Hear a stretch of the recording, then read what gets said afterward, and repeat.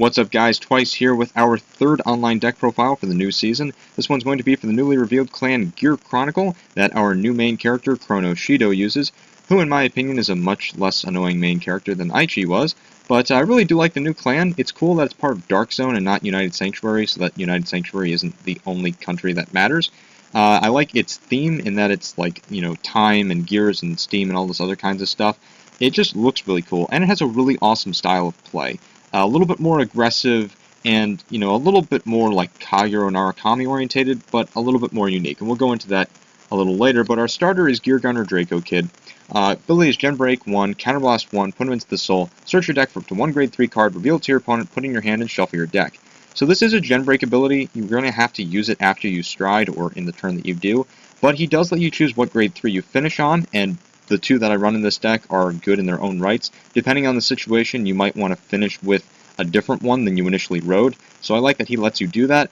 Or you could just use that grade 3 for stride fuel, which is what I tend to do most of the time. For triggers, easy, 8 crit, 4 draw. Margot clones are really helpful in this deck for building up stronger columns. And then your obligatory 4 heals.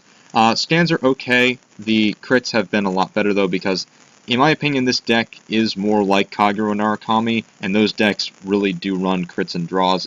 It just helps out the style of play that this deck has, more so than stand triggers would. For grade 1s, we run 4 Apex Standing Gearwolf. Ability is Gen Break 1. Whenever one of your opponent's rearguards is placed on the bottom of their deck, he gets +3.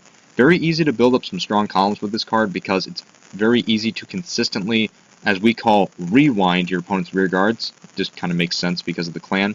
And this card has built up some very strong columns for me in the past, especially in combo with this card, Kronos Command Dragon, who is like one of my new favorite cards. So yeah, I always recommend 4 Gearwolf. Then I run 2 Pulse Wing Dragon. I think that's what the name is actually supposed to be. Some people run Mazer Gear. I run these just because 10k attackers are nice to put up if I don't have anything else, and he is still a nice 7k booster. Then we run 4 Steam Breath Dragon. He's the card, you place it, reveal a grade 3 from your hand, look for Chrono Jet, and then, discard a card from your hand. He's a 7k booster, and he can help pay the cost of stride. I think everyone should run 4 of these in their deck, just to consistently get off stride, and to get the grade 3 that you want, like the main boss card of the deck. These are really useful grade 1s to have in your deck. And then I run 4 Steam Maiden Aluum, so she's the perfect guard that lets you unflip damage. I'm kind of sad that these kinds of perfect guards are going to be, less used now because these ones are frankly just better because they can mitigate costs. But still, if there is a way that these can come back, I'm glad that we have them in trial decks so that new players can get used to using them. Anyway, the grade 1 lineup is pretty solid. It's just good for utility and power. It's an aggressive style of play, and it's worked out pretty well. For grade 2s, now this card is actually Relic Master Dragon. For whatever reason in CFA it's gotten switched with this card. This card is actually Clockwork Gear Tiger. But Relic Master Dragon's skill is Counterblast 2.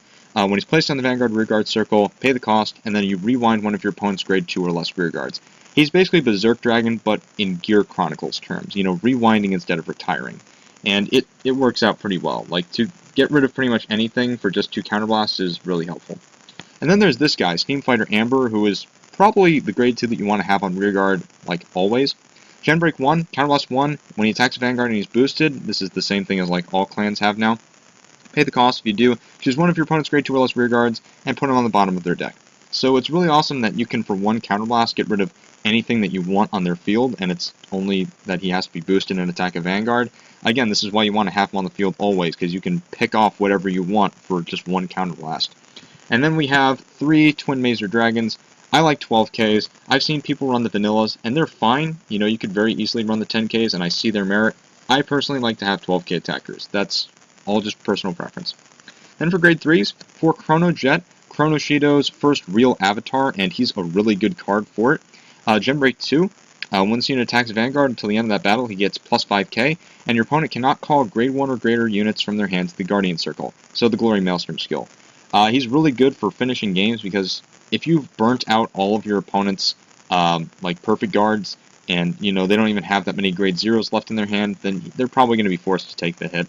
So Chrono Jet is a nice game finisher, but I really like him for his secondary skill of Counterblast 1. When you stride your G unit, you rewind one of your opponent's rearguards. Just consistent rewinding for 1 Counterblast, and that's what this guy is really there for, to just help eliminate your opponent's field.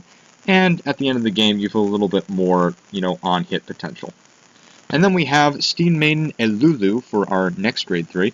Gem Break 1 until during your turn, this unit gets power +3 for each face-up card in your G-Zone.